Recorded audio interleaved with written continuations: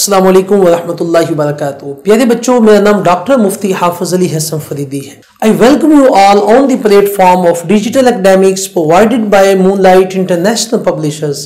پیارے بچوں، میں آپ کا گریڈ 5 اسلامیات کا ٹیچر ہوں.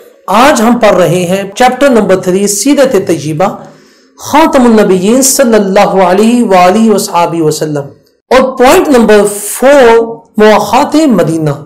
پیارے بچوں، کیا آپ کو معلوم ہے مواخات کا معنی مفہوم کیا ہے؟ پیارے بچوں، مواخات کا معنی ہے بھائی چارہ. پیارے بچوں، جب مکہ سے کچھ لوگ ہجرت کر کے مدینہ میں آئے تو ان کے حالات بہت خراب تھے. ان کے پاس کچھ بھی نہیں تھا، نہ پیسہ تھا نہ دولت تھی، کچھ بھی نہیں تھا. پیارے بچوں، مکہ سے مدینہ آنے والوں کو مہاجرین کہا جاتا ہے، اور جو مدینہ میں لوگ آباد تھے انہوں نے ان کی خدمت کی، مدد کی، اس لیے ان کو انصار کہا جاتا ہے.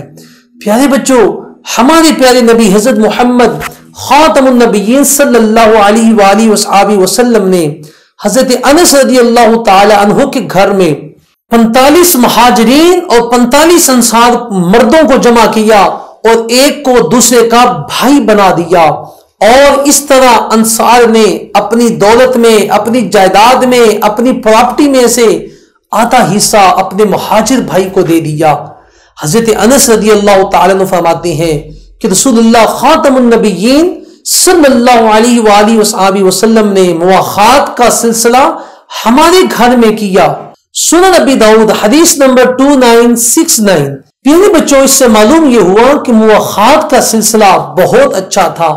دنیا میں پہلی دفعہ ایسا ہوا کہ مذہب کی بنیاد پر آپس میں ایک دوسروں کو بھائی بھائی بنا دیا گیا.